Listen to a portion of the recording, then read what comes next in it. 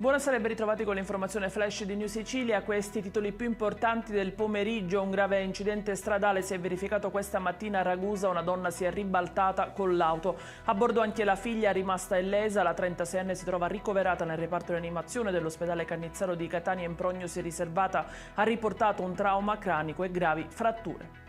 È morta invece a distanza di 20 giorni dal marito Emanuele Adamo di 72 anni, la settantenne è ricoverata all'ospedale maggiore di Modica. La coppia era rimasta coinvolta in un incidente avvenuto lo scorso agosto nel Ragusano. Nell'Agrigentino si indaga su un possibile atto intimidatorio o una vendetta personale. Sono i contorni che si delineano attorno all'episodio verificatosi nei giorni scorsi a Favara, dove un colpo di pistola è stato sparato contro l'automobile di un insegnante di 60 anni.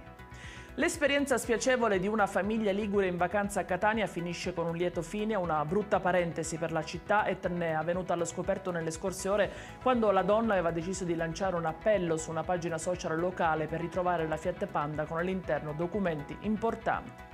Il maltempo arriva in Sicilia. Da domani un ciclone proveniente dai Balcani porterà temporali e un brusco calo delle temperature. Le piogge più intense sono previste soprattutto nelle zone ioniche, dove potrebbero accumularsi fino a 40 mm di pioggia in 24 ore. I dettagli su queste notizie li trovate sul nostro sito www.newsicilia.it e sui nostri canali social. Arrivederci e buona serata.